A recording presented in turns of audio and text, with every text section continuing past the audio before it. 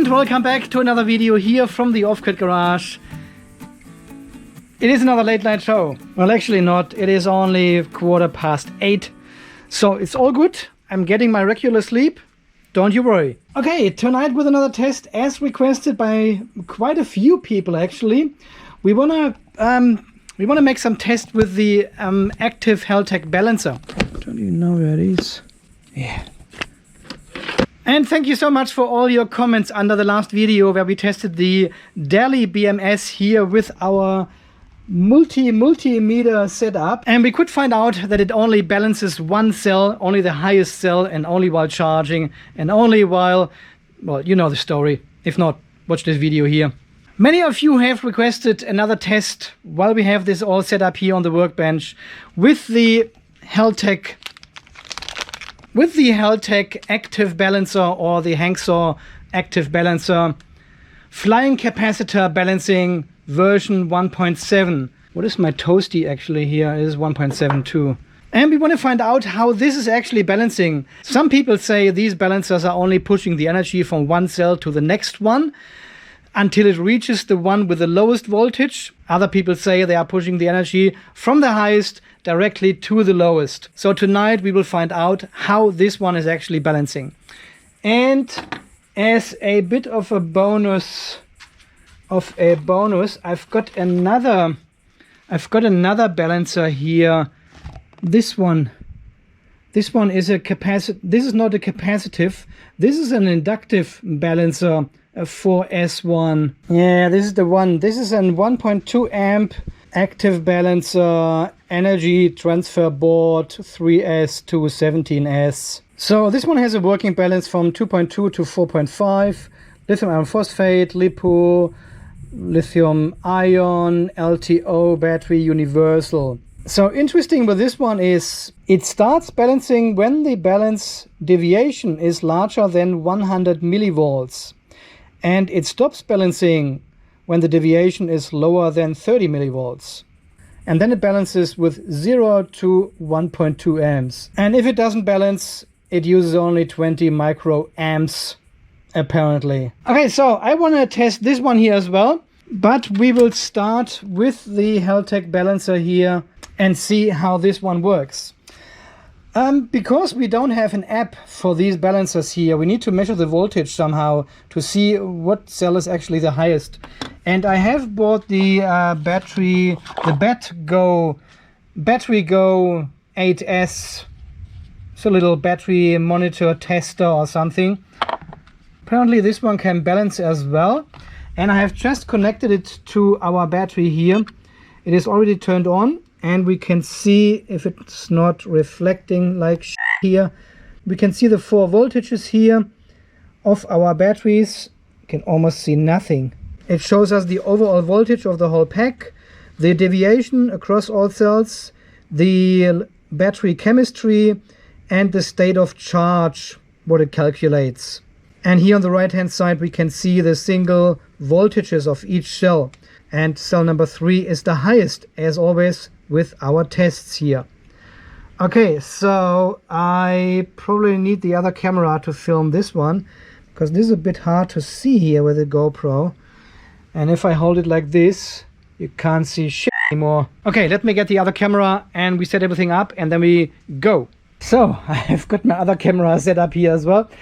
And we also have the other multimeter here in the negative line back to the battery, because some people have asked, well, you haven't measured the negative cable for the battery, and we could not see what current actually goes back to the battery. Well, in case of the Delhi BMS, it took 17 milliamps to operate the BMS, and obviously these 17 milliamps would go back through the negative line back to the battery.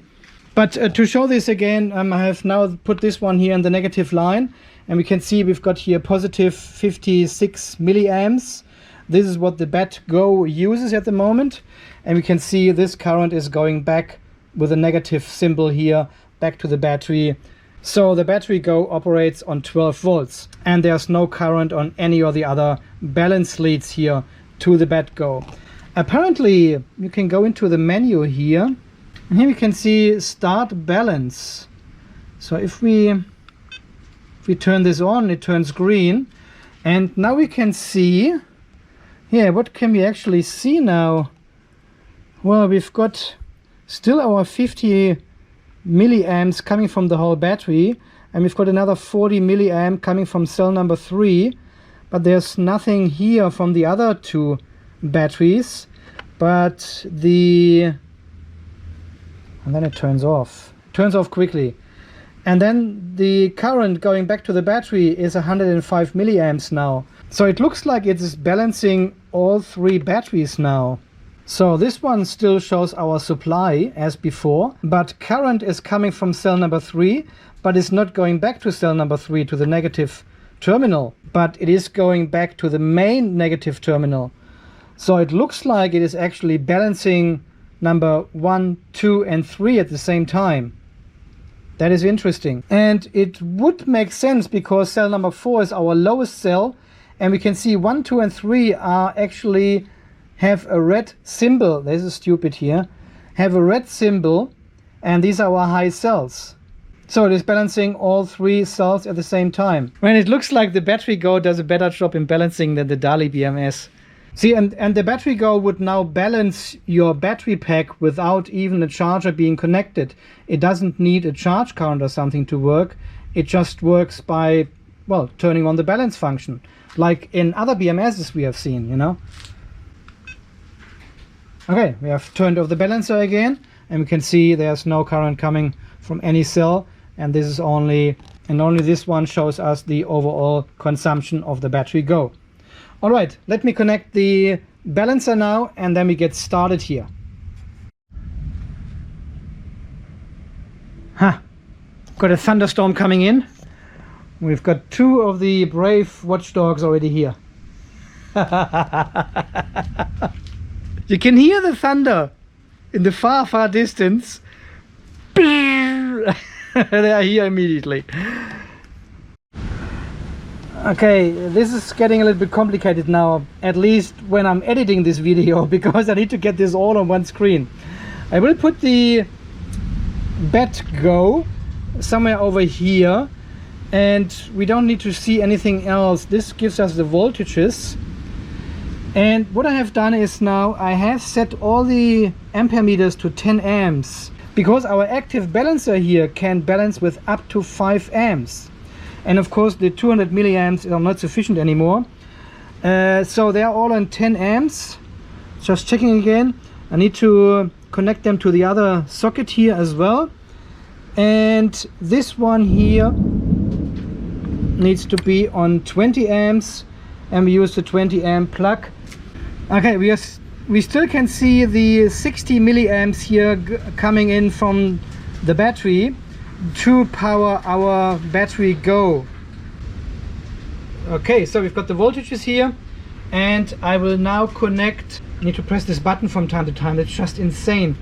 Okay, cell number 4 is our lowest, 3 is the highest, and so on. So from the highest, 3, 2, 1. What is it doing there from time to time? What's going on? Okay, let me check my cable connections here. Something is jumping back and forward here on the battery monitor. Don't know what's going on. Yeah, I don't know why it does that. Everything is correctly connected. There's nothing loose. Okay, we have to hurry up. There's a storm coming. Okay, balancer is connected and active. Okay, so what can we see here? It is balancing cell number 3, which is our highest. And there's nothing on here with 20 milliamps. We still got the 50 milliamps here, and this is number. Okay, so what is it doing now? Okay, I think we have to go back to the 200 milliamp setting. Now the rain is coming. I'm not sure if I can finish this video here. Okay, let's put the balancer back in. Positive coming from here, negative going into cell number 1. Well, there's so much going on. That's insane. This is our power supply for the battery go. So the battery go shows us actually we've got a deviation of 12 millivolt only. But I'm not sure if this is true. It looks like there's current coming out of cell number 3 here. and going back into the negative of cell number 2. There we can see the negative. There's no power in the house. Oh, it just came back. The power is coming and going in the thunderstorm. And now we've got all three dogs here. Runter. Okay, what I will do is now I will disconnect the battery mon, and we will have only the balance currents here. So what can we see? There's 8 milliamps coming from here, 2 milliamps coming from here, 2 milliamps going in here. So this is a return current, cell number 3. This doesn't make sense to me at all here. What the heck is going on? We've got negative, negative, negative. So this is current going back, and we've got 8 milliamps coming from cell number 4, which is our lowest. What? So the battery go shows us 11, 12 millivolt deviation, and if I unplug the balancer, we have 109 millivolt. Okay, we plug in the balancer again, and immediately the cells look balanced. So we are taking energy out of number 3 and number 2 at the same time, because there's no return current from this one, but it returns to negative terminal cell number 2. So it balances number 2 and 3 at the same time. Takes energy out of these two, but where does it go? It doesn't tell us. That is not helpful. Cell number 2 is 2 milliamps. This is negative. So this is our power supply for the battery go, and this is our power supply for the battery go return. This is for the whole battery, for all 4 cells. These ones don't make sense to me at all. How does that work? Okay, boys and girls, it seems like I have watched the numbers here for a moment now while the camera recharged here, but I cannot make sense out of all that. So I have disconnected the battery go at the moment, and I'm just watching the currents going in and out of these cells here. So positive current means we are discharging from this balance lead, and negative means we are pushing current into this balance lead, into this cell, into this terminal. But look at these numbers. They don't, how does it make sense? Okay guys, anyway, I don't think it makes sense to continue this experiment here. That is a total fail. I was hoping for a far better and more logical outcome, measuring the balance currents of the active balancer, but this is a total cluster here. This doesn't make sense at all to me. This is either how the balancer works, so it balances several cells at the same time and the currents are leveling themselves out. I mean, we have seen this balancer working before on the big battery here and on test batteries, and it was working 100% fine. Okay, anyway, as promised, I will just connect this inductive balancer now here and see if we can find some more joy with this one here. Okay, we have basically the same test setup here. Cell number 1, 2, 3, 4, and this is our negative balance lead. And I'm plugging in this inductive balancer now. Well, there's nothing happening. There's no balance current at all. But we also know it will only balance if the deviation is larger than 100 millivolt. So I'm going to discharge number 2, just a tiny bit, and this should start our balancing function. Does it? Okay, I'm discharging number 2. I can see it flashing. Well, this one doesn't seem to work at all. Is this how it balances? When the light flashes there, we can see a bit of current going in and out. See, we can see a bit of current, on cell number 1, 2 and 3 sometimes when the LED flashes. Is that how it works? Really? See, it says here on the board 1, 2, 2, 3, 3, 4.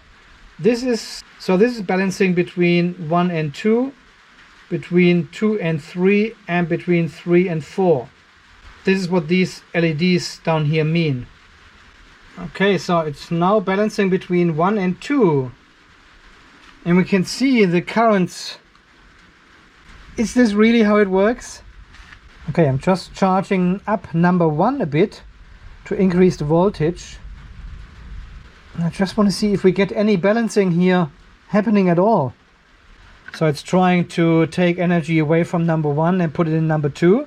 But we can see from the currents it's only coming up for a split second. 14 milliamps there it says. Okay, we are 3.6 volts, cell number 1. And then we can see the current here going up to sometimes 9. What? What the heck is going on here? And guess what, guys?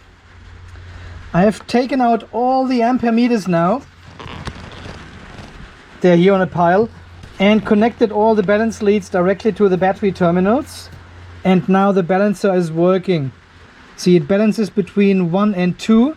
This is what this LED says. And it will continue balancing until they are roughly at 30 millivolt apart.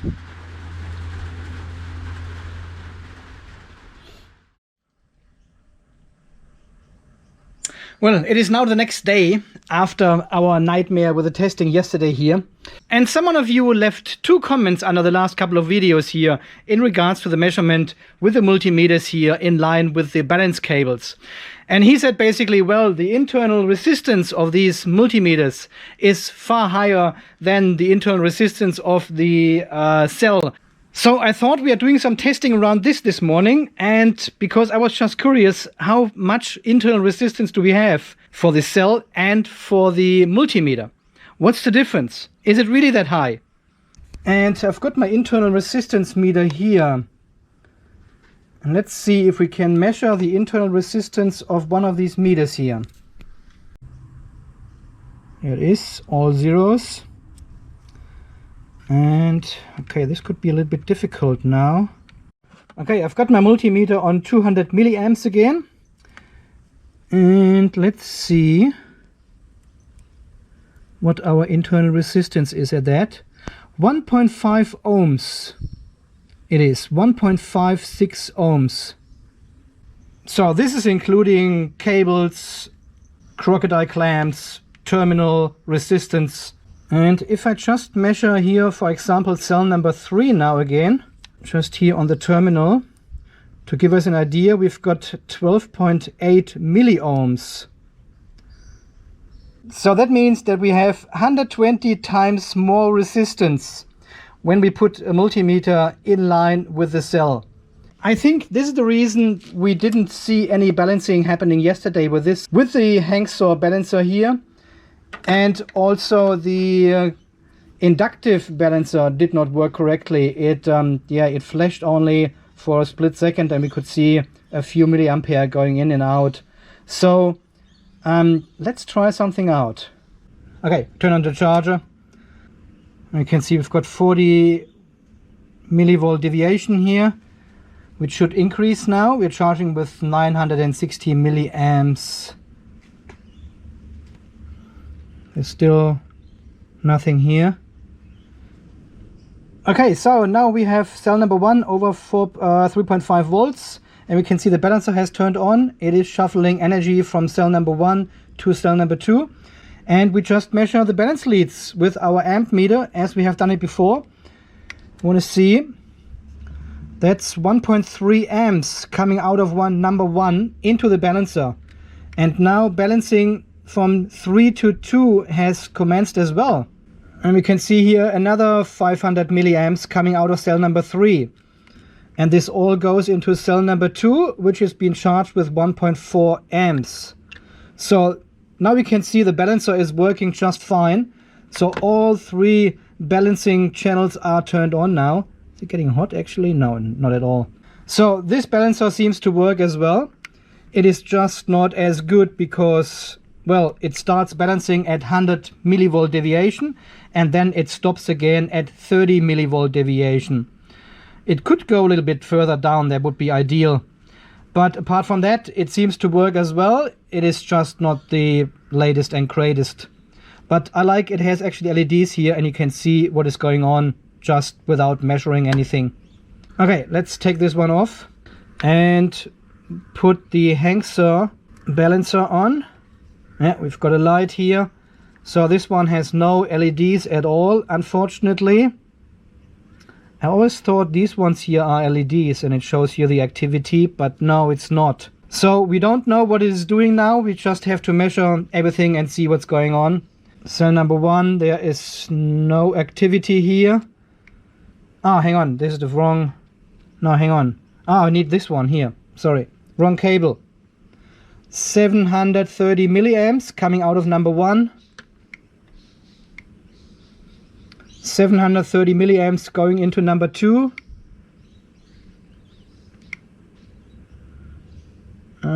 Nothing in number 3. 180, 200 milliamps coming out of number 4. If we have a quick look here at the battery go, you can see cell number 2 is our lowest. 1 and 3 are the highest. Here 500 milliamps into number 2. So this one is balancing as well, but it did not work with the ampere meters used. So yeah, well, this brings us to the conclusion that FPR, as I commented on the previous video, you probably have to take into account the burden voltage drop that the meters shunt produces while put in series with the battery leads to measure current. And this is totally right, what we have just seen. We've got 127 times increase in resistance when we put one of these meters in series with the balance cables with the cell. And last night I was thinking, does it have any effect on the DALI result we had? I don't think so, because we just proved that there's only one cell balancing at a time. And the result was very clear. There was not like a confusion with these 2 balancers we have seen when we used the multimeters here. So I think the DALI BMS result was very clear. But with these 2 balancers here, it didn't work with the multimeters. I guess that's why people have invented Hall sensors, you know. You can measure precisely your current without changing anything in the electrical circuit. We have learned something from this experiment, even it failed a little bit with the multimeters. I was hoping for a better outcome last night, but it is what it is. I'm still showing these videos here, even the experiment failed a bit. But as we have seen this morning here, both balancers are working, they are balancing. So we have still learned something from here. Alright guys, as always, thank you so much for all your millions of comments under my videos. You are insane, really. Thanks for all your support here, all the donations, everyone who has bought t-shirts and mugs and caps. Thank you so much for everything. Until the next video guys, stay charged, stay safe. And thanks for watching again. See you then, bye bye. So, I've got this balancer running for an hour now. And all the cells have charged to 3.65 volts. And we've got 8 millivolt deviation. Huh? How good is this balancer?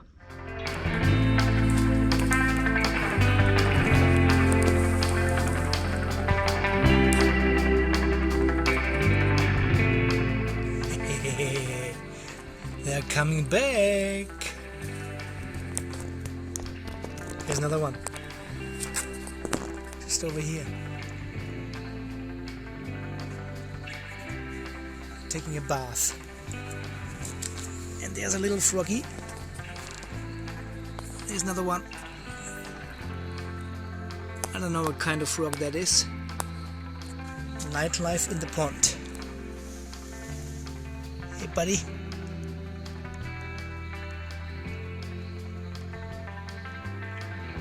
is a bright light. Huh?